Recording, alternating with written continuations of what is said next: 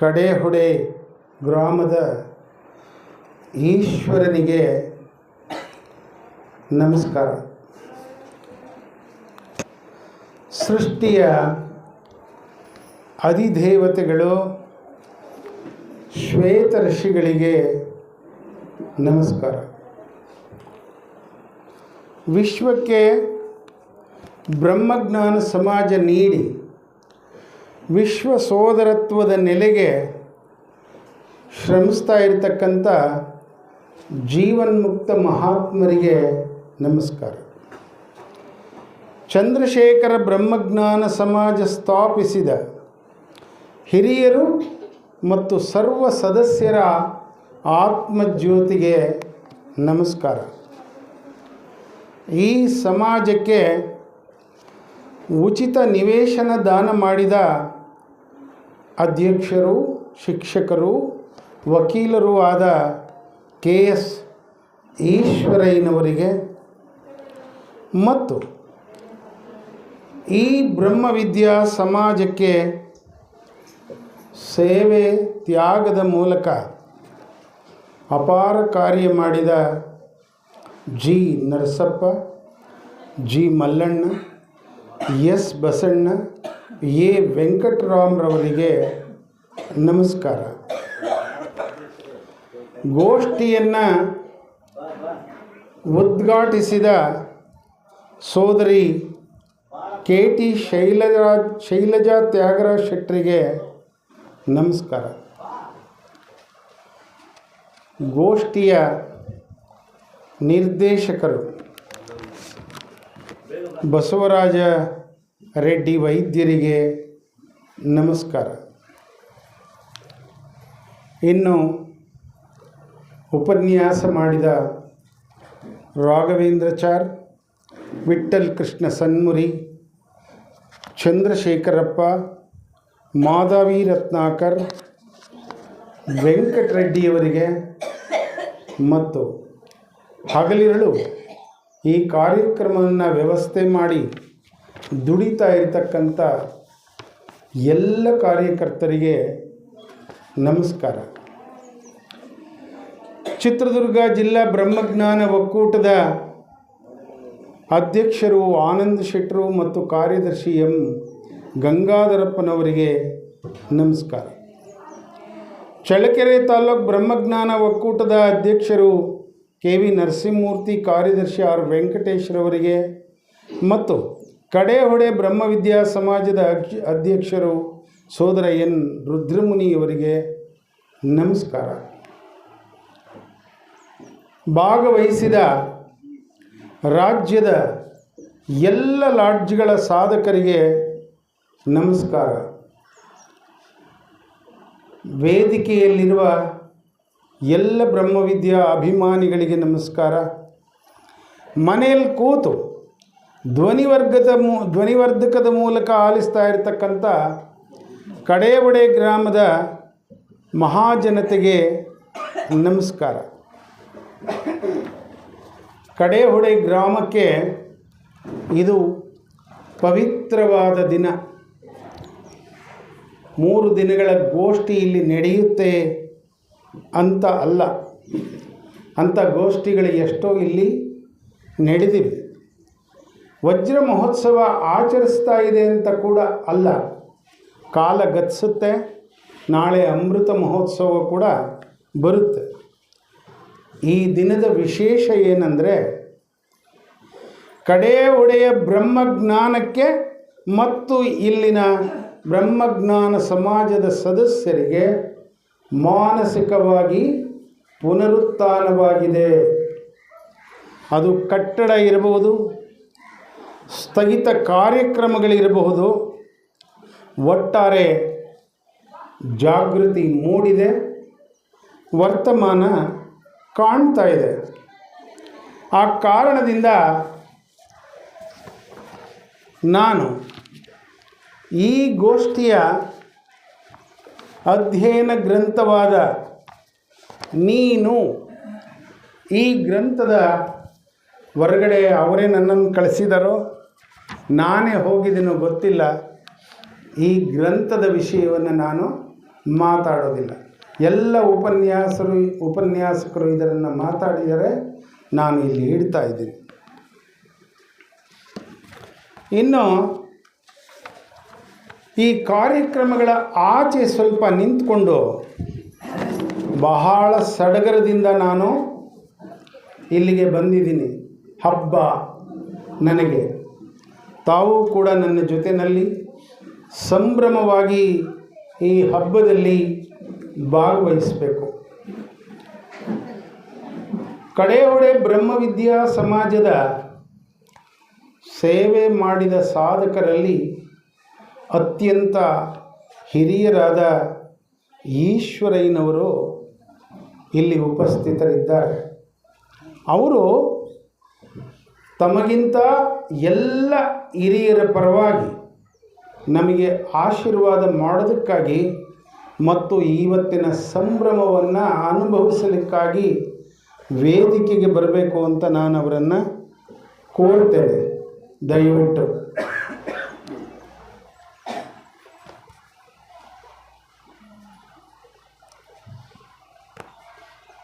ದಯವಿಟ್ಟು ಜಿಲ್ಲಾ ಒಕ್ಕೂಟದ ಅಧ್ಯಕ್ಷ ಕಾರ್ಯದರ್ಶಿಗಳು ವೇದಿಕೆಗೆ ಬರಬೇಕು.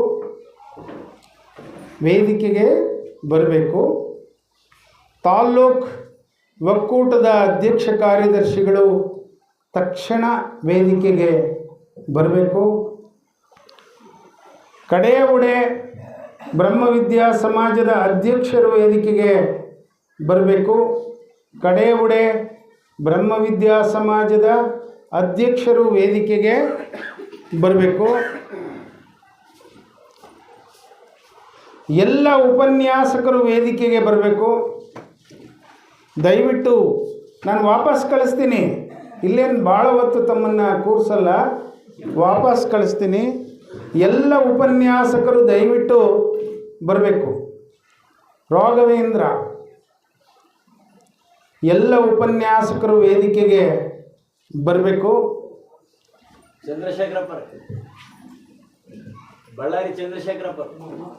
ರಾಜ್ಯದ ಹೊರಗಡೆಯ ಎಲ್ಲ ಲಾಡ್ಜ್ಗಳ ಪರವಾಗಿ ಒಬ್ಬೊಬ್ಬ ಪ್ರತಿನಿಧಿಗಳು ವೇದಿಕೆಗೆ ಬರಬೇಕು. ರಾಜ್ಯದ ಎಲ್ಲ ಲಾಡ್ಜ್ಗಳ ಪರವಾಗಿ ಒಬ್ಬೊಬ್ಬರು ಪ್ರತಿನಿಧಿಗಳು ವೇದಿಕೆಗೆ ಬರಬೇಕು. ಎಷ್ಟು ಲಾಡ್ಜಿಂದ ಬಂದಿದ್ದೀರಾ ಅವರೆಲ್ಲರೂ ದಯವಿಟ್ಟು ಸೇರಿದ್ದಾವೆ ಇಲ್ಲಿ, ದಯವಿಟ್ಟು ಬನ್ನಿ. ಈಗ ಈ ಪವಿತ್ರ ದಿನದ ನೆನಪಿಗೋಸ್ಕರವಾಗಿ ಮಾನ್ಯ ನಿರ್ದೇಶಕರು ಸೋದರ KS ಈಶ್ವರಯ್ಯನವರ ಅಮೃತ ಹಸ್ತದಿಂದ ವಜ್ರ ಮಹೋತ್ಸವದ ನೆನಪಿನ ಸಂಚಿಕೆಯನ್ನು ಬಿಡುಗಡೆ ಮಾಡಿಸಬೇಕು ದಯವಿಟ್ಟು. ಮತ್ತು ಎಲ್ಲ ಮಹನೀಯರು ಎದ್ದು ನಿಂತು ಈ 64 ವರ್ಷಗಳ ನೆನಪನ್ನು ಗೌರವಿಸಬೇಕು. ಈಗ ಸ್ಮರಣ ಸಂಚಿಕೆಯ ಬಿಡುಗಡೆ. ಫೋಟೋ ತೆಕ್ಕೊಳ್ತಾ ಇದ್ದಾರೆ. ನಿಧಾನವಾಗಿ ಸ್ಮರಣ ಸಂಚಿಕೆಯ ಬಿಡುಗಡೆಯಾಗ್ತಾ ಇದೆ. ನಿಧಾನವಾಗಿ ವಿಡಿಯೋ ಮಾಡ್ತಿದ್ದಾರೆ. ನಮ್ಮ 86 ವರ್ಷದ ಹಿರಿಯರು, ಹೊಸದುರ್ಗ ಲಾಡ್ಜ್ನ ಪ್ರತಿನಿಧಿ ಪೂಜ್ಯ ಸುಬ್ರಹ್ಮಣ್ಯ ಶೆಟ್ಟರು, ನಮ್ಮೆಲ್ಲರ ಪ್ರೀತಿಯ ಸುಬ್ಬೇಗೌಡರು. ದಯವಿಟ್ಟು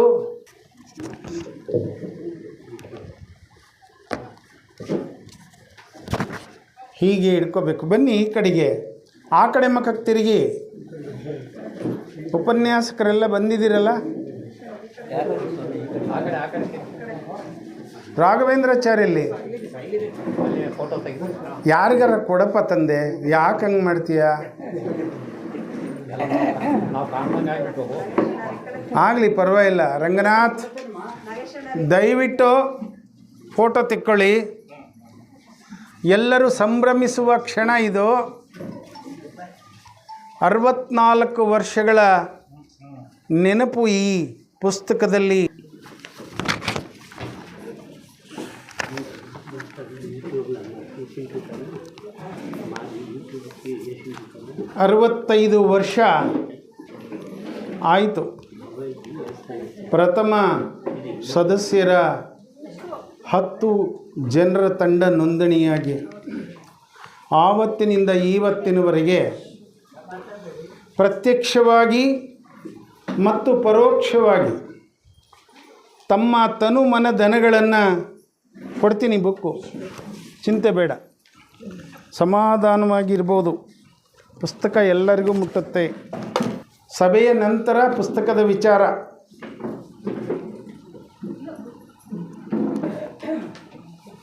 ಅರವತ್ತೈದು ವರ್ಷ ಪ್ರತ್ಯಕ್ಷ ಪರೋಕ್ಷವಾಗಿ ತಮ್ಮ ತನು ಮನ ಧನವನ್ನು ಧಾರೆ ಎರೆದ ಸರ್ವರೂ ನಮಗೆ ಸ್ಮರಣೀಯರು ಮತ್ತು ಅಭಿನಂದನಾರ್ಹರು. ಈ ಸಮಾಜ ಇರೋದು ಕೇವಲ ಸದಸ್ಯರಿಗೆ ಮಾತ್ರ ಅಲ್ಲ. ಗೋಷ್ಠಿಯ ಬೆಳಕಿನಲ್ಲಿ ಸಂಸ್ಕಾರ ಪಡೀಲಿಕ್ಕೆ ಬರುವಂತಹ ಸುತ್ತ 10 ಹಳ್ಳಿಯ ಸಾಧಕರ ಎದೆಯಾಳದಲ್ಲಿ ಅಹವಿನ ಗವಿಯಲ್ಲಿ ಮರೆಯಾದ ಅಂತರಾತ್ಮನ ಅನ್ವೇಷಣೆಯಲ್ಲಿ ದಾರಿಯನ್ನು ತಪ್ಪಬಾರದು. ಮಹಾತ್ಮರು ಪ್ರಜ್ಞೆಯಲ್ಲೇ ಅಂತರಾತ್ಮನನ್ನು ಹರಡಿದರೆ. ನಾನು ಆಗಲೇ ಇದೇ ಉತ್ತರವನ್ನು ಸ್ವಲ್ಪ ಬದಲಾಯಿಸಿ ಹೇಳಿದ್ದೆ. ಮರೆತು ಮತ್ತೆಲ್ಲೋ ಹುಡುಕಬಾರದು. ಗಮನವಿಟ್ಟು ನೋಡಿದರೆ ಪ್ರಕೃತಿಯ ಕಡೆಗೆ, ಪರಮಾತ್ಮನ ಕಡೆಗೆ, ಆಗ ಅಂತರಾತ್ಮನೂ ಕಾಣ್ತಾನೆ. ಮತ್ತು ಕಡೆಹೊಡೆ ಚಂದ್ರಶೇಖರ ಬ್ರಹ್ಮವಿದ್ಯಾ ಸಮಾಜದ ಗೋಷ್ಠಿಯ ಗಾನವೂ ಕೂಡ ಎಲ್ಲರಿಗೂ ಕೇಳ್ತದೆ. ಇನ್ನು ನಾನು ಇವತ್ತು ಉಪನ್ಯಾಸ ಮಾಡಬೇಕು ಅಂತ ಕೇಳಿದ ಪುಸ್ತಕಗಳು 4. ಒಂದು ವಿವಾಹ, ಅದು KV ಸತ್ಯನಾರಾಯಣ ದುಂಬಿ ಎನ್ನುವಂಥವರು ಬರೆದಿದ್ದಾರೆ 2004ರಲ್ಲಿ. ಇನ್ನೊಂದು ಗೃಹ ವೈಭವ, KL ನಂಜುಂಡಶೆಟ್ಟರು ಬರೆದಿದ್ದಾರೆ. ಇನ್ನೊಂದು KL ನಂಜುಂಡಶೆಟ್ಟರ ಸ್ಮರಣಾಂಜಲಿ. ಇನ್ನೊಂದು ತ್ಯಾಗರಾಜ ಶೆಟ್ಟರು ಬರೆದಿದ್ದಾರೆ ಮೌನದ ಮಹಾತ್ಮೆ ಅಂತ. ಇದಲ್ಲದೆ ಇನ್ನೊಂದು ಪುಸ್ತಕ ಇದೆ, ಅದನ್ನು ಕೃಷ್ಣಮೂರ್ತಿಯವರು ಬರೆದಿದ್ದಾರೆ.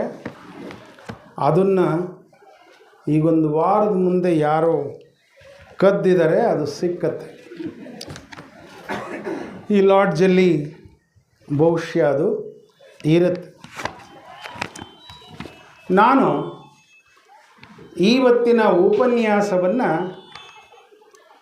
ಟಿಪ್ಪಣಿಗಳ ಆಧಾರದ ಮೇಲೆ, ಈ ಗ್ರಂಥದ ಆಧಾರದ ಮೇಲೆ ಮಾಡೋದಿಲ್ಲ.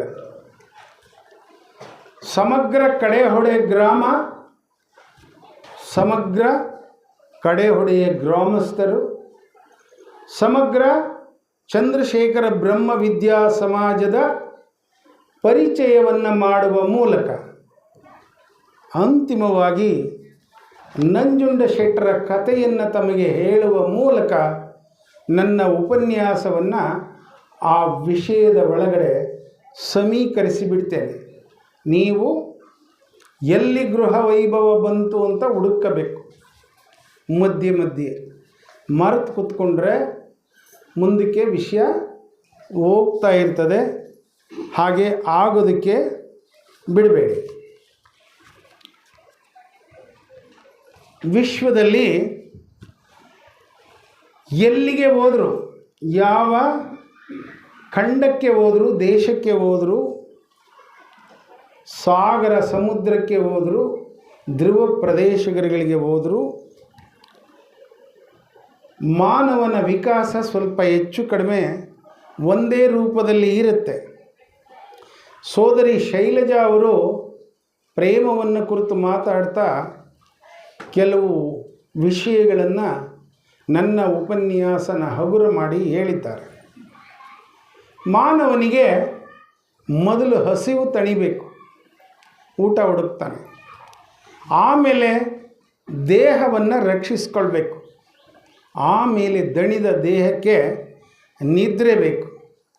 ನಿದ್ರೆಯ ನಂತರ ದೇಹದ ಪ್ರಕೃತಿಯ ಅನಿವಾರ್ಯತೆಗೆ ಮೈಥುನ ಬೇಕು, ಸಂತತಿ ಬೇಕು, ಸಂಸಾರ ಬೇಕು, ಪೀಳಿಗೆ ಬೇಕು.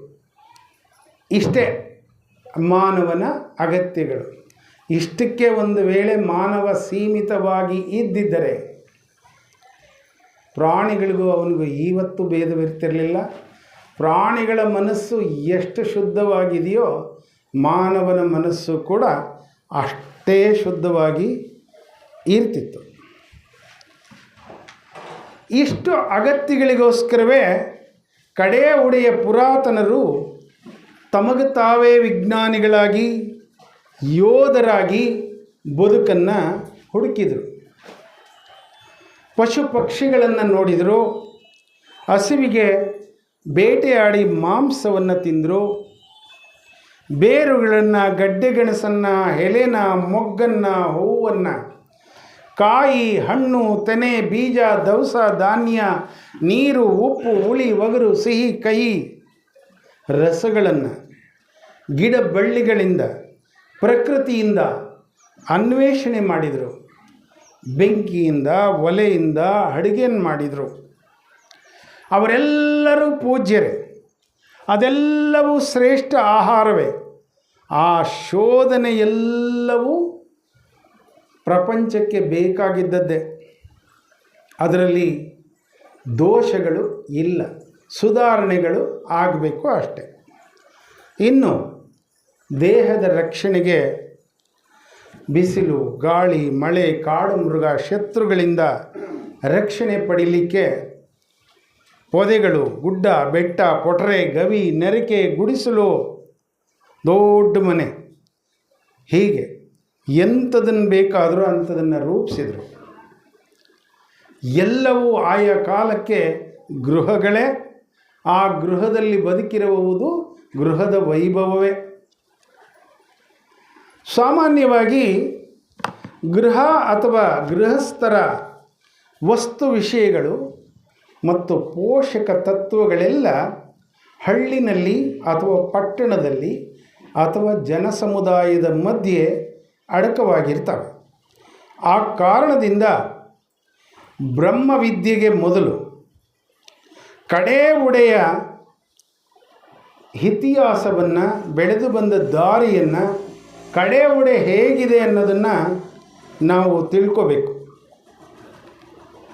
ಕಡೇ ಉಡೆ ಗೃಹಸ್ಥಾಶ್ರಮದ ಜೊತೆಗೆ ವಾನಪ್ರಸ್ಥಾಶ್ರಮಕ್ಕೂ ಪೂರಕವಾಗಿದೆಯೇ, ಇಲ್ಲಿ ಬ್ರಹ್ಮವಿದ್ಯೆಯ ಪರಿಸರ ಇದೆಯೇ ಅನ್ನೋದನ್ನು ನಾವು ತಿಳ್ಕೋಬೇಕು. ಹಾಗಾಗಿ ನಾವು ಕಡೇ ಉಡೆಯ ಪರಿಚಯವನ್ನು ಮಾಡಿಕೊಳ್ಳೋಣ. ನಾನೊಂದು ಕಡೇ ಉಡೆಯ ನಕ್ಷೆಯನ್ನು ಮಾಡಿಕೊಂಡು ಬಂದಿದ್ದೇನೆ. ದಯವಿಟ್ಟು ನೀವು ಈ ನಕ್ಷೆಯನ್ನು ನಾನು ಕಾರ್ಯದರ್ಶಿಗಳಿಗೆ ಕೊಡ್ತೀನಿ. ಯಾರಿಗೆ ನಿಮ್ಮ ಊರನ್ನು ನೋಡಬೇಕು ಅಂತ ನಿಮಗೆ ಅನಿಸುತ್ತೋ ಆಗ ನೀವು ಪ್ರತ್ಯೇಕವಾಗಿ ಕಡೇ ಉಡೆಯನ್ನು ನೋಡ್ಬೋದು. ಇದೇ ಕಡೇ ಉಡೆ.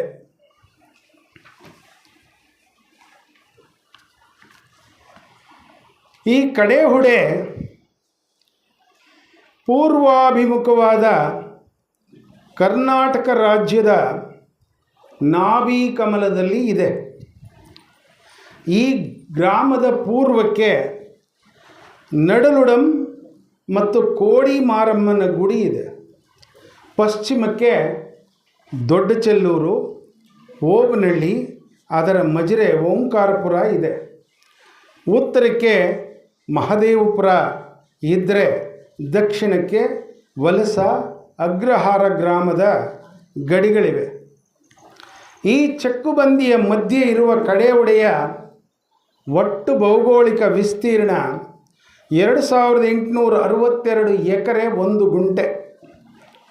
ಈ ಪೈಕಿ ಈ ಊರು 14 ಎಕರೆ 19 ಗುಂಟೆ ವಿಸ್ತೀರ್ಣದಲ್ಲಿದೆ ಗ್ರಾಮ ಠಾಣ. ಇದಲ್ಲದೆ ದನಗಳು ಮೇಯೋದಕ್ಕೆ 3 ಎಕರೆ 13 ಗುಂಟೆ ಓಣಿ ಇದೆ, ದನಗಳ ಓಣಿ. ಈ ಎರಡು ಸೇರಿ 17 ಎಕರೆ 32 ಗುಂಟೆ ವಿಸ್ತೀರ್ಣಕ್ಕೆ ಸರ್ವೆ ನಂಬರ್ಗಳು ಇಲ್ಲ. ಉಳಿದ 2844 ಎಕರೆ 9 ಗುಂಟೆಗೆ 144 ಸರ್ವೆ ನಂಬರ್ ಇದ್ದಾವೆ. ಈ ವಿಸ್ತೀರ್ಣದ ಪೈಕಿ 507 ಎಕರೆ 12 ಗುಂಟೆನಲ್ಲಿ ಕಾಲ್ದಾರಿ, ಬಂಡಿದಾರಿ, ರಸ್ತೆ, ಹಳ್ಳ, ಸರಗಳು, ಮಟ್ಟಿ ಮುಂತಾದ ಸಾಗು ಮಾಡದೇ ಇರುವಂಥ ಖರಾಬು ಭೂಮಿ ಇದೆ. ಉಳಿದಂತೆ ಅಚ್ಚುವಳ್ಳಿ ಮಾರಮ್ಮನ ಈಸಲು ಕೆರೆಯ ಅಂಗಳ 168 ಎಕರೆ 32 ಗುಂಟೆ ಇದೆ. ಇದಕ್ಕೆ ಗದ್ದೆ ತರಿ ನೀರಾವರಿ 46 ಎಕರೆ 27 ಗುಂಟೆ ಇದೆ. ತೋಟದ ಭಾಗ ಆಯಿತು 120 ಎಕರೆ 35 ಗುಂಟೆ ಇದೆ. ಒಟ್ಟು ಕೆರೆ ನೀರಾವರಿ ಅಚ್ಚುಕಟ್ಟು 167 ಎಕರೆ 22 ಗುಂಟೆ ಇದೆ. ಇದಲ್ಲದೆ ಹಳ್ಳದ ಬಸಿ ಮತ್ತು ತೋಡು ಬಾವಿಯಿಂದ 38 ಎಕರೆ 36 ಗುಂಟೆನಲ್ಲಿ ತೋಟ ಇದೆ. ಇದಲ್ಲದೆ ಕೊಳವೆ ಬಾವಿಯಿಂದ 276 ಎಕರೆ ನೀರಾವರಿ ಇದೆ. ಒಟ್ಟು 482 ಎಕರೆನಲ್ಲಿ ಈ ಗ್ರಾಮ ನೀರನ್ನು ಹಾಯಿಸಿ ಬೆಳೆಯನ್ನು ತೆಗೆಯುತ್ತೆ. ಇದಲ್ಲದೆ ಮಹದೇವಪುರ ದೊಡ್ಡ ಕೆರೆ ಅಂಗಳ 134 ಎಕರೆ 24 ಗುಂಟೆನಲ್ಲಿದೆ. ಅದು ಈ ಪಂಚಾಯಿತಿಯ ಕೇಂದ್ರ. ಈ ಎಲ್ಲ ಕೆರೆಗಳಿಂದ ಹಳ್ಳಗಳಿಂದ ಕುಡಿಯುವ ನೀರಿನ ಮೂಲ ಅಂತರ್ಜಲ ಸಮೃದ್ಧವಾಗಿದೆ. ಈ ಊರಲ್ಲಿ 6 ಎಕರೆ ಸಾರ್ವಜನಿಕ ಸ್ಮಶಾನ ಇದೆ. 20 ಗುಂಟೆ ಗುಂಡು ತೋಪು ಈ ಕಡೆ ದಕ್ಷಿಣ ಮಧ್ಯದಲ್ಲಿ ಇದೆ. ಅದು ಹಿರಿಯರ ವಿಶ್ರಾಂತಿ ಧಾಮಕ್ಕೆ ಬಹಳ ಉತ್ತಮವಾದಂಥ ಜಾಗ. ಗ್ರಾಮದಲ್ಲಿ ಸಮೃದ್ಧವಾದ ಗೋಮಾಳ, ಹುಲ್ಬನ್ನಿ ಅರಣ್ಯ ಇದೆ. ಈಗಲೂ ಅರಣ್ಯ ಒಂದೇ 400 ಎಕರೆ ಇದೆ. ಅದು ಕೇವಲ ಈ ಊರದೇ 358 ಎಕರೆ. ಈಗಲೂ ಸಾವಿರಾರು ಜಾನುವಾರು ಸಾಕಲಿಕ್ಕೆ ಈ ಊರಿನವರಿಗೆ ಅವಕಾಶ ಇದೆ. ಯುವಕರ ಬದಲಾದ ವೃತ್ತಿ ಧರ್ಮದಿಂದ ಜಾನುವಾರು ಸಾಕಣೆ ಕಡಿಮೆಯಾಗಿದೆ. ಸರ್ವೆ ನಂಬರ್ 86ರಲ್ಲಿ 40 ಎಕರೆಯ ವಿಸ್ತೀರ್ಣದ ಮಧ್ಯೆ ಮೊದಲು ಕಟ್ಟಿದ ಮೊದಲುಡೆ ಗ್ರಾಮದ ಅವಶೇಷಗಳಿವೆ. ಅಲ್ಲಿ ಮಾರಮ್ಮ, ಆಂಜನೇಯ, ಶನಿದೇವರ ಜಾತ್ರೆ ಭಕ್ತಿಯಿಂದ ನಡ್ಕೊಂಡು ಬರ್ತಾ ಇದೆ. ಕಡೆ ಹುಡೇನಲ್ಲಿ 361 ಜಮೀನಿನ ಕಂದಾಯದ ಖಾತೆಗಳಿವೆ. ಆ ಖಾತೆಯಲ್ಲಿ 2336 ಎಕರೆ 37 ಗುಂಟೆ ಹಿಡುವಳಿ ಜಮೀನಿದೆ. ಗ್ರಾಮದಲ್ಲಿ 335ಕ್ಕೂ ಹೆಚ್ಚು ಕುಟುಂಬ ಇವೆ. 1740ಕ್ಕೂ ಹೆಚ್ಚು ಜನರಿದ್ದಾರೆ. ಇವ್ರ ಪೈಕಿ 936 ಜನ ಪುರುಷರು, 804 ಮಹಿಳೆಯರಿದ್ದಾರೆ. 100ಕ್ಕೂ ಹೆಚ್ಚು ಮಹಿಳೆಯರು ಪುರುಷರಿಗಿಂತ ಕಮ್ಮಿ ಇದ್ದಾರೆ. ಈ ಪೈಕಿ ಪರಿಶಿಷ್ಟ ಜಾತಿಯ 689 ಜನ ಇದ್ದಾರೆ. ಅದರಲ್ಲಿ 366 ಜನ ಪುರುಷರು, 323 ಜನ ಮಹಿಳೆಯರು. ಪರಿಶಿಷ್ಟ ಪಂಗಡ 187 ಜನ ಇದ್ದಾರೆ. ಅದರಲ್ಲಿ 95 ಪುರುಷರು, 92 ಜನ ಮಹಿಳೆಯರು. ಇಷ್ಟೆಲ್ಲ ಇದ್ದರೂ ಗ್ರಾಮದಲ್ಲಿ ಮತೀಯ ಸೌಹಾರ್ದ ಸಹಕಾರ ಬೇಕಾದಷ್ಟಿದೆ. ಕಡೆ ಒಡೆಯನ್ನು ಕಾಪಾಡೋದು ಈಶ್ವರ ಚೈತನ್ಯ ಅಥವಾ ದೇವರು ಅಂತ ಈ ಗ್ರಾಮದ ಜನ ನಂಬಿದ್ದಾರೆ. ಇಲ್ಲಿ ಧಾರ್ಮಿಕವಾಗಿ ಶೈವ, ವೈಷ್ಣವ, ಶಕ್ತಿ ದೇವತೆಗಳ ಗುಡಿಗಳು ನಿತ್ಯ ಪೂಜೆಯನ್ನು ಕೈಗೊಳ್ಳುತ್ತವೆ. ಉತ್ಸವ, ಜಾತ್ರೆ, ಹಬ್ಬ, ಮದುವೆ ನಡೆದಿದೆ. ಸಾವಿನ ಸಾಂತ್ವನದಲ್ಲೂ ಕಡೆ ಒಡೆಯಲ್ಲಿ ಅನ್ಯೋನ್ಯವಾದ ಸಹಕಾರ ಇರುತ್ತೆ. ಗ್ರಾಮದಲ್ಲಿ ಶ್ರಮ ವಿಭಜನೆ ಇದೆ. ಅದು ಜನಮನಕ್ಕೆ ಸಂತೋಷ ಸಮಾಧಾನ ನೀಡಿದೆ. ಜೊತೆಗೆ ಬೆಳೆದ ವೃದ್ಧರ ಮನಸ್ಸಿಗೆ ಭಜನೆ, ಪುರಾಣ, ಪುಣ್ಯಕಥಾ ಶ್ರವಣ ಆಧ್ಯಾತ್ಮಿಕ ಕೊರತೆಯನ್ನು ನೀಗಿಸಿವೆ. ಕಡೆಹುಡೆಗೆ ಓಬನಹಳ್ಳಿ ಕಾಯ್ದಿಟ್ಟ ಅರಣ್ಯವೇ ಎರಡನೆಯ ದೇವರು.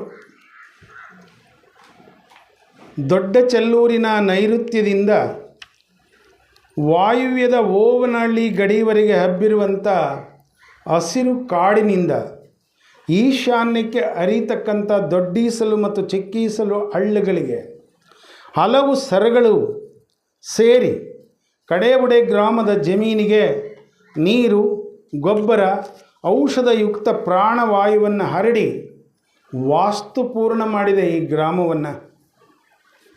ನೀರಿನಿಂದ ಹೊಲ ತೋಟ ತನುವಾಗಿ ಅಂತರ್ಜಲ ಹೆಚ್ಚಿ ಕೆರೆಗೆ ಜಲ ಸಂಪತ್ತು ಇದೆ.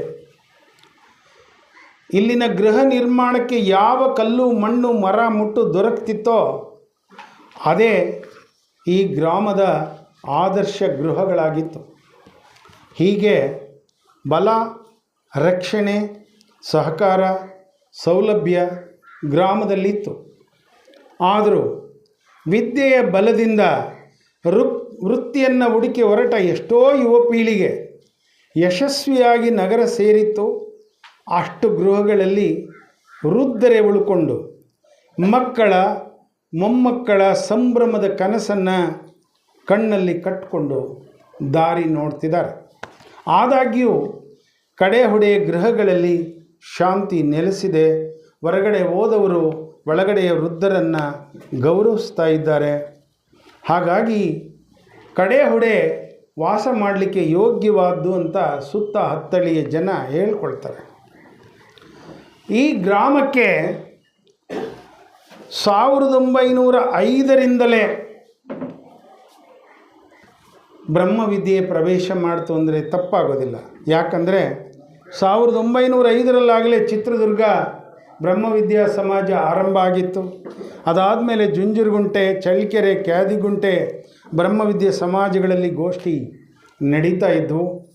ಸೋದರ ರಾಚಪ್ಪನವರ ಜೊತೆಗೆ ಕ್ಯಾದಿಗುಂಟೆ ಜಿ ನರಸಪ್ಪನವರು ಸೇರಿ ಗ್ರಾಮ ಗ್ರಾಮಕ್ಕೂ ಬ್ರಹ್ಮವಿದ್ಯೆಯನ್ನು ಸಾರಿದರು.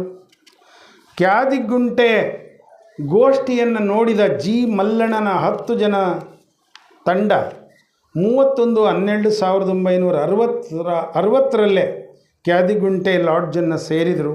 ಇದರಿಂದ ಬ್ರಹ್ಮವಿದ್ಯೆಯ ಪ್ರಭಾವ ಕಡೆಹುಡೆಗೆ ಆಯಿತು.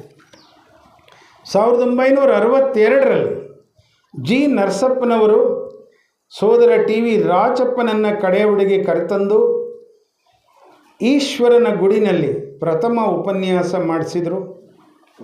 ತದನಂತರ ಸೋದರ ಎ ವಾಸುದೇವಯ್ಯನವರು ಪದೇ ಪದೇ ಕಡೆಹುಡೆಗೆ ಬಂದು ಉಪನ್ಯಾಸವನ್ನು ನೀಡಿ ಬ್ರಹ್ಮವಿದ್ಯೆಯನ್ನು ಬೆಳೆಸಿದರು. 1963ರಲ್ಲಿ ಜಿ ಮಲ್ಲಣ್ಣ ಈಶ್ವರ ಗುಡಿಯ ಈಶಾನ್ಯದಲ್ಲಿ ವಿದ್ಯೆಯ ಕಚೇರಿ ಕಟ್ಟಿಸಿದರು. ಅದರಲ್ಲಿ ಸೋದರ ಎ ವೆಂಕಟರಾಮ್ ನಿರ್ದೇಶಕರಾಗಿ 3 ದಿನ ವ್ಯಾಸಂಗ ಗೋಷ್ಠಿ ನಡೆಸಿ ಕಡೆಹುಡೆಯಲ್ಲಿ ದೀರ್ಘಾವಧಿ ಗೋಷ್ಠಿಯ ಶಕೆಯನ್ನು ಪ್ರಾರಂಭಿಸಿದರು. ಕೊರಟಗೆರೆ ನಾರಾಯಣ ಶಾಸ್ತ್ರಿಗಳು, ಸೂರ್ಯನಾರಾಯಣ ಶಾಸ್ತ್ರಿಗಳ ನೇತೃತ್ವದಲ್ಲಿ ಈ ಗ್ರಾಮದ G Mallanna, S Basanna, D Ramanna, K M Lingappa, C Putlinganna, C Channamma, ಶಾರದಮ್ಮನವರು 1963ರಲ್ಲಿ ಶ್ರೀ ಚಂದ್ರಶೇಖರ ಥಿಯಾಸಫಿಕಲ್ ಲಾಡ್ಜ್ ನೋಂದಣಿ ಮಾಡಬೇಕು ಅಂತ ಅಡಿಯಾರ್ನ ಅಂತಾರಾಷ್ಟ್ರೀಯ ಸಂಸ್ಥೆಗೆ, ವಾರಣಾಸಿಯ ಭಾರತದ ಸಂಸ್ಥೆಗೆ, ಬೆಂಗಳೂರಿನ ಫೆಡರೇಷನ್ ಮೂಲಕ ಅರ್ಜಿಯನ್ನು ಸಲ್ಲಿಸಿದರು. 11/3/1964ರಲ್ಲಿ ಅಂತಾರಾಷ್ಟ್ರೀಯ ಬ್ರಹ್ಮವಿದ್ಯಾ ಸಮಾಜದ ಸನ್ನದು ಸಂಖ್ಯೆ 1081 ಪಡೆದ ಕಡೆಹುಡೆ ಈ ಗ್ರಾಮದ ಈಶ್ವರ ದೇವರ ಗುಡಿಯಲ್ಲಿ ಬೇವಿನ ಕಟ್ಟೆಯ ಅಡಿನಲ್ಲಿ ಚಂದ್ರಶೇಖರ ಬ್ರಹ್ಮವಿದ್ಯಾ ಸಮಾಜವನ್ನು ಅಧಿಕೃತವಾಗಿ ಪ್ರಾರಂಭ ಮಾಡಿದರು. 1964ರಿಂದ 1998ರವರೆಗೆ 34 ವರ್ಷ ಸ್ಥಾಪನಾಧ್ಯಕ್ಷ ಜಿ ಮಲ್ಲಣ್ಣ ಕರ್ತವ್ಯ ನಿರ್ವಹಿಸಿ ಹಲವು ಆಯಾಮದ ಪ್ರಗತಿಯನ್ನು ಸಾಧಿಸಿದರು. ಆಗ ಈ ಲಾಡ್ಜಿನ ನಿತ್ಯ ಭಾರತ ಸಮಾಜ ಪೂಜೆ, ಸಾಪ್ತಾಹಿಕ ಜ್ಯೋತಿ ಪೂಜೆ, ಸತ್ಸಂಗ ಚಿಂತನೆ ವಿಶೇಷ ಆಕರ್ಷಣೆಯಾಗಿರ್ತವೆ ಅಂತ ಈ ಗ್ರಾಮದಲ್ಲಿ ಗ್ರಾಮ ಲೆಕ್ಕಾಧಿಕಾರಿಯಾಗಿದ್ದ ಗಿರಿಯಪ್ಪ 1987ರಲ್ಲಿ ನನಗೆ ಮೊಳಕಾಲ್ಮೂರು ತಾಲೂಕು ರಾಂಪುರದಲ್ಲಿ ಹೆಮ್ಮೆಯಿಂದ ಹೇಳ್ಕೊಳ್ತಿದ್ದರು. 1965ರಲ್ಲಿ ಜಿಲ್ಲೆಯ ಪ್ರಥಮ ES ಶಾಲೆ ಇಲ್ಲಿ ತೆರೆದಿತ್ತು. 1971ರ ವೇಳೆಗೆ ಪ್ಲೆಡ್ಜ್ ಪಡೆದ ವಾರ್ಡನ್ ಇಲ್ಲಿಗೆ ನೇಮಕವಾಗಿದ್ದರು. ಜಿ ಮಲ್ಲಣ್ಣ 3 ದಿನಗಳ ವ್ಯಾಸಂಗ ಗೋಷ್ಠಿಯನ್ನು ಪ್ರತಿ ವರ್ಷ ತಪ್ಪದೆ ಡೆಲಿಗೇಟ್ ಫೀ ಪಡೆದೇ ಸ್ವಂತ ಖರ್ಚಿನಲ್ಲಿ ನಡೆಸಿದರು. ಅದೇ ಜಿ ಮಲ್ಲಣ್ಣ ದಿನಾಂಕ 6/5/1998ರಂದು ಸ್ವಸ್ಥಾನ ಸೇರಿದರು. ಇವರ ಕಾಲಕ್ಕೆ ಚಿಕ್ಕಚಲ್ಲೂರು ಎಸ್ ಬಸಣ್ಣ ಕಾರ್ಯದರ್ಶಿ ಕರ್ತವ್ಯವನ್ನು ನಿರ್ವಹಿಸಿದರು. 1998ರಿಂದ 2004ರವರೆಗೆ ಮಲ್ಲಣ್ಣನ ಮಗ CM ಲಿಂಗಣ್ಣ 6 ವರ್ಷ 2ನೇ ಅಧ್ಯಕ್ಷ ಕರ್ತವ್ಯವನ್ನು ನಿರ್ವಹಿಸಿ 3 ದಿನದ ಗೋಷ್ಠಿಯನ್ನು ಸದಸ್ಯರ ಮತ್ತು ಹಿತೈಷಿಗಳ ನೆರವಿನಿಂದ ಮುಂದುವರಿಸಿದರು. 24/3/2004ರಲ್ಲಿ ಅವರು ಕೂಡ CM ಲಿಂಗಣ್ಣನವರು ಕೂಡ ಸ್ವಸ್ಥಾನವನ್ನು ಸೇರಿದರು. ಆಗಲೂ ಎಸ್ ಬಸಣ್ಣನವರೇ ಕಾರ್ಯದರ್ಶಿ ಕರ್ತವ್ಯವನ್ನು ನಿರ್ವಹಿಸಿದರು. 2004ರಿಂದ 2019ರವರೆಗೆ 15 ವರ್ಷ ಸೋದರ KS ಈಶ್ವರಯ್ಯ 3ನೇ ಅಧ್ಯಕ್ಷರಾಗಿ ಕರ್ತವ್ಯ ನಿರ್ವಹಿಸಿದರು. 3 ದಿನಗಳ ಗೋಷ್ಠಿಯನ್ನು ಸದಸ್ಯರ ಹಿತೈಷಿಗಳ ನೆರವಿನಿಂದ ಮುಂದುವರಿಸಿದರು. ಶಿಕ್ಷಕರು, ವಕೀಲರಾಗಿ ಸಾಧನೆ ಮಾಡಿದ ಪ್ರಜ್ಞಾವಂತರಾದ ಈಶ್ವರಯ್ಯ ಬ್ರಹ್ಮ ಸಮಾಜದ ಭವಿಷ್ಯದ ಬೆಳವಣಿಗೆಯ ದೃಷ್ಟಿಯಿಂದ ಈಶ್ವರ ದೇವಸ್ಥಾನಕ್ಕೆ ಹೊಂದಿಕೊಂಡ ಸಮಾಜಕ್ಕೆ ಯೋಗ್ಯವಾಗಿದ್ದಂಥ ಮತ್ತು ಬೆಲೆ ಬಾಳುವ 20x70 ಅಡಿ ನಿವೇಶನವನ್ನು ಲಾಡ್ಜ್ ಕಟ್ಟಲಿಕ್ಕೆ ದಾನ ನೀಡಿ ಅಭಿನಂದನೀಯ ಸೇವೆಯನ್ನು ಮಾಡಿದರು. ಸೋದರ KS ಈಶ್ವರಯ್ಯನವರು ಚಿಕಿತ್ಸೆ ಮತ್ತು ವಿಶ್ರಾಂತಿಗೆ ಕಡೆಯವಡಿಯನ್ನು ಬಿಟ್ಟು ಬೆಂಗಳೂರಿಗೆ ಹೋಗಬೇಕಾಗಿ ಬಂತು. ಈ ಅವಧಿಲಿ ಸಮಾಜದ ಕಟ್ಟಡ ಮಳೆ ಗಾಳಿ ಬಿಸಿಲಿಗೆ ಸಂಪೂರ್ಣವಾಗಿ ಶಿಥಿಲವಾಗಿ ಬ್ರಹ್ಮವಿದ್ಯೆಗೆ ತೊಂದರೆಯಾಯಿತು. ಅದರಿಂದ ಹಾಲಿ ಕಾರ್ಯದರ್ಶಿ ಸೋದರ ಆರ್ ವೆಂಕಟೇಶ್ರವರ ಸ್ವಗೃಹದಲ್ಲಿ ಜ್ಯೋತಿ ಪೂಜೆ ಮತ್ತು ES ತರಗತಿ ನಡೆಸಲಾಗ್ತಾ ಇದೆ. KS ಈಶ್ವರಯ್ಯನವರ ಕಾಲಕ್ಕೂ ಎಸ್ ಬಸಣ್ಣನವರೇ ಕಾರ್ಯದರ್ಶಿಯಾಗಿ ಕರ್ತವ್ಯ ನಿರ್ವಹಿಸಿ 22/5/2014ರಂದು ಅವರೂ ಕೂಡ ಸ್ವಸ್ಥಾನಕ್ಕೆ ತೆರಳಿದರು. ಸೋದರ ಎಸ್ ಬಸಣ್ಣನವರಿಂದ ತೆರವಾದ ಸ್ಥಾನವನ್ನು ಹಾಲಿ ಕಾರ್ಯದರ್ಶಿ ಆರ್ ವೆಂಕಟೇಶ್ ನಿರ್ವಹಿಸಿದರು. 2/5/2019ರಂದು 4ನೇ ಅಧ್ಯಕ್ಷ N ರುದ್ರಮುನಿ, ಉಪಾಧ್ಯಕ್ಷ KN ಸಿದ್ದಯ್ಯ, ಆರ್ ವೆಂಕಟೇಶ್ ಕಾರ್ಯದರ್ಶಿ, ಎಸ್ ಶಿವಕುಮಾರ್ ಸಹ ಕಾರ್ಯದರ್ಶಿ, ಎಸ್ ಅಂಜನಮೂರ್ತಿ ಖಜಾಂಚಿ, BL Rajesh, N Sujata, KT Malleshaiah, SD ಮೂರ್ತಿ ನಿರ್ದೇಶಕರಾಗಿ 6 ವರ್ಷದಿಂದ ಕರ್ತವ್ಯವನ್ನು ನಿರ್ವಹಿಸ್ತಾ ಇದ್ದಾರೆ. ಪುನರುಜ್ಜೀವನದ ಸಂಕಲ್ಪವನ್ನು ಮಾಡಿದ್ದಾರೆ. 15 ವರ್ಷಗಳಿಂದ ಕಟ್ಟಡ ಕಟ್ಟುವ ಪ್ರಯತ್ನ ವಿಫಲವಾಗಿತ್ತು. ಈಗ ಪೂರ್ವ ಪಶ್ಚಿಮ 18 ಅಡಿ, ಉತ್ತರ ದಕ್ಷಿಣ 64 ಅಡಿ, ಒಟ್ಟು 1152 ಚದರ ಅಡಿಯಲ್ಲಿ ನೆಲ ಅಂತಸ್ತಿನಲ್ಲಿ ಜ್ಯೋತಿ ಪೂಜೆ, ಗೋಷ್ಠಿ ಕಾರ್ಯ ಮತ್ತು ಆಹಾರ, 1ನೇ ಅಂತಸ್ತಿನಲ್ಲಿ ಯೋಗ ಮತ್ತು ಧ್ಯಾನ ಕಾರ್ಯ ನಡೆಯುವಂತೆ ರು 20 ಲಕ್ಷಕ್ಕೂ ಹೆಚ್ಚು ವೆಚ್ಚದಲ್ಲಿ RCC ಕಟ್ಟಡ ಕಟ್ಟುವ ಕಾರ್ಯ 2025ರಲ್ಲಿ ಆರಂಭವಾಗಿದೆ. ಮಹಾತ್ಮರ ಕರುಣೆ, ಇಂಡಿಯನ್ ಸೆಕ್ಷನ್ ಹಾಗೂ ಫೆಡರೇಷನ್ ಮೇಲಿನ ಭರವಸೆಯಿಂದ ಬೇಸ್ಮೆಂಟ್ ಈಗ ಮುಗಿದಿದೆ.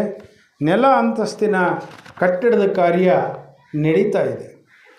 ಈ ಬ್ರಹ್ಮವಿದ್ಯಾ ಸಮಾಜದಲ್ಲಿ Sarvamangalamma N, Rudramuni N, Venkatesh R, Eshwarayya KS, Ashwini D, Chandrashekarappa BT, Siddaiah KN, Shivakumar KS, Anjanamurthy KS, Mallamma Murthy SD, Sujatha N, Shobha BV, Gangamma N, Mangalamma D, Eshwaramma SR, Rajesh BL, Malleshwarayya KT, Patil GB, Kiran Kumar R, M Eshwaramma 21 ಜನ ಸದಸ್ಯರು ಹಾಲಿ ಇದ್ದಾರೆ.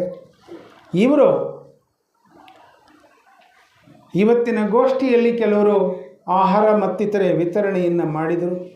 ಸಂತೋಷ ಆಯಿತು.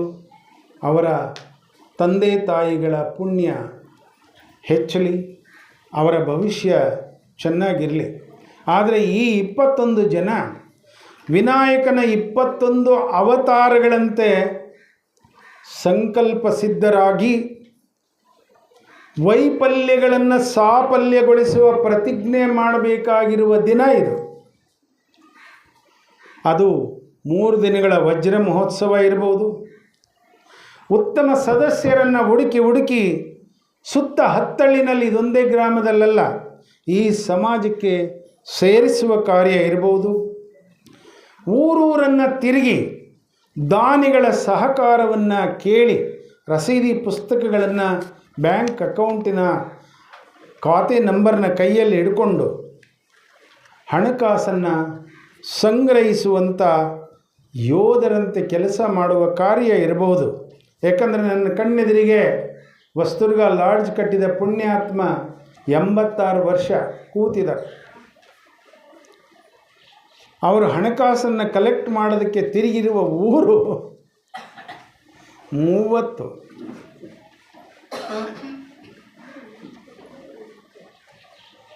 ಮೊನ್ನೆ ನಿಟ್ಟೂರಿನ ಕಟ್ಟಡಕ್ಕೆ ಹಣಕಾಸು ಕೊಡಬೇಕು ಅಂತ ಅವರು ಬೀಗರ ಊರಿನಲ್ಲಿ ಒಂದು ಕಾರ್ಯಕ್ರಮ ಇದ್ದರೆ ಅಲ್ಲಿಗೆ ಜ್ಯೋತಿ ಪೂಜೆ ಎಲ್ಲ ಪುಸ್ತಕನೂ ತಗೊಂಡು ಸೋದರ ಸೋದರಿಯರನ್ನು ಕರ್ಕೊಂಡೋಗಿ ಪೂಜೆ ಮಾಡಿ 5,000 ರೂಪಾಯಿ ಸಂಗ್ರಹಣೆ ಮಾಡಿ ತಂದರು. ಇವತ್ತು ನಡೀತಾ ಇದೆ ಅದು ಕಾರ್ಯ.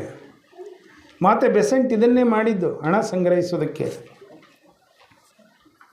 ಹಾಗೆ ಮಾಡಬೇಕಾದಂಥ ಸಂದರ್ಭ ನಿಮಗೆ ಬಂದಿದೆ. 21 ಜನ ಹಾಗೆ ಪ್ರತಿಜ್ಞೆ ಮಾಡಬೇಕು. ಮಾಡಿ ತಮ್ಮೆಲ್ಲರ ಪ್ರಯತ್ನದಿಂದ ಕಡೆಹುಡೆಯ ಇಂದಿನ ವೈಭವವನ್ನು ಮತ್ತೆ ಕಡೆಹುಡೆಗೆ ತಂದು ಕೊಡಬೇಕು ಅಂತ ವೇದಿಕೆಯ ಪರವಾಗಿ ನಾನು 21 ಜನ ಸದಸ್ಯರಲ್ಲಿ ಪ್ರಾರ್ಥನೆಯನ್ನು ಮಾಡ್ತೇನೆ.